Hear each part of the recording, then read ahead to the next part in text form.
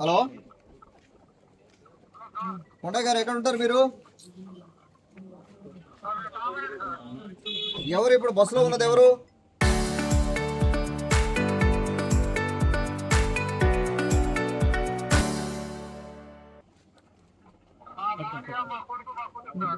ఓ కొడుకు కూతురా? ఎక్కడున్నారు ఇప్పుడు? ఓ చిన్న చిన్న దెబ్బలు అక్కడే ఉన్నారు మీరు హాస్పిటల్ దగ్గర?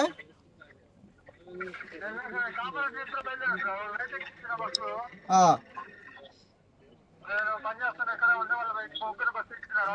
సరే అయితే మేము హాస్పిటల్ దగ్గరికి వెళ్తున్నాను. నేను ఒకసారి చూస్తాను అక్కడ ఏం జరిగింది. నేను నారాయణ రెడ్డి గారు చూస్తున్నారు అక్కడ, మా ఎమ్మెల్యే నారాయణ రెడ్డి గారు ఏదన్నా దెబ్బలు ఎక్కువ తగిలిన వాళ్ళని ఒంగోలు పంపిస్తున్నారు. మేము దగ్గర నుండి చూస్తాం. మీరు మాట్లాడారా వాళ్ళతోటి? మాట్లాడారా? ఇబ్బంది ఏమి లేదు కదా?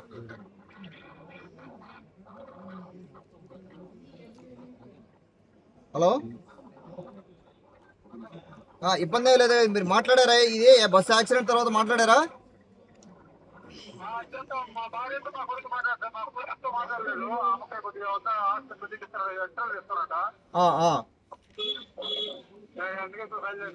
సరే సరే, ఓకే. అడి రండి, నేను అంటాను రండి. మార్కాపురం దగ్గర జరిగిన బస్సు యాక్సిడెంట్ చాలా బాధాకరం. అది పూర్తిగా బస్సు దగ్ధమైన పరిస్థితి. అందులో ఇంపాక్ట్ అయిన ప్రతి కుటుంబానికి కూడా ఉదయగిరి నియోజకవర్గ ప్రజల తరఫున ప్రగాఢ తెలియజేస్తా ఉన్నాను. అలాగే మా మార్కాపురం ఎమ్మెల్యే నారాయణ రెడ్డి గారు అక్కడ పరిస్థితిని చూస్తూ ఉన్నారు. హాస్పిటల్లో వాళ్ళే మానిటర్ చేస్తూ ఉన్నారు.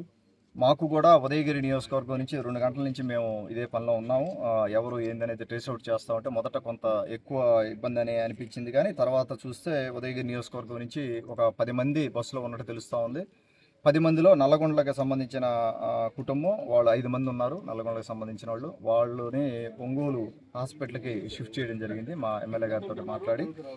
అలాగే ఎస్టీ కాలనీ నుంచి ఇంకొక 3 ఉంటే వాళ్ళు కూడా అవుట్ ఆఫ్ డేంజర్ ఉన్నారు. ఒక మోతంగి వెంకటేశ్వర్లని అతను ఒక్కడు మిస్ అయ్యి ఉన్నాడు ఉదయగిరి నియోజకవర్గం, ఉదయగిరి మండలం నుంచి.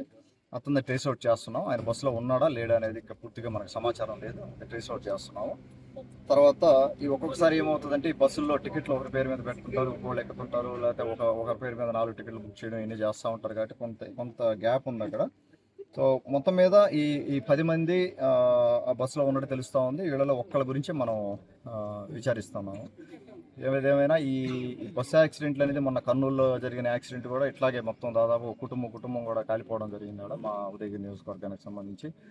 మనం దీని గురించి కొంత ఆలోచన చేయాల్సి ఉంది. ఈ బస్సు సేఫ్టీ గురించి కానీ, లేకపోతే ఈ యాక్సిడెంట్ జరిగినప్పుడు కానీ ఈ మనకు హైవేలు కూడా, నేషనల్ హైవేలు కూడా మనం చాలా వేసుకోగలిగాం. మన ఆంధ్ర రాష్ట్రంలో కానీ తెలుగు రాష్ట్రాల్లో ఎక్కడైనా కూడా ఈ నేషనల్ హైవేలు పెరుగుతూ ఉన్న కొద్దీ సేఫ్టీ గైడ్లైన్స్ కూడా మనం కొంత అవేర్నెస్ తీసుకొని పెంచుకోవాల్సిన అవసరం ఉంది. మాకు కూడా ఉదయగిరి నియోజకవర్గంలో కూడా 3 నేషనల్ హైవేస్ ఉన్నాయి. కానీ ఆ నేషనల్ హైవేస్ తగ్గట్టుగా మనం వాటి మీద ఎలా ప్రయాణం చేయాలి, ఎటువంటి జాగ్రత్తలు మనం తీసుకోవాలి, లేదంటే దాని మీద తిరిగే వెహికల్స్ డ్రైవర్స్ ఎటువంటి జాగ్రత్తలు తీసుకోవాలి, వారెంత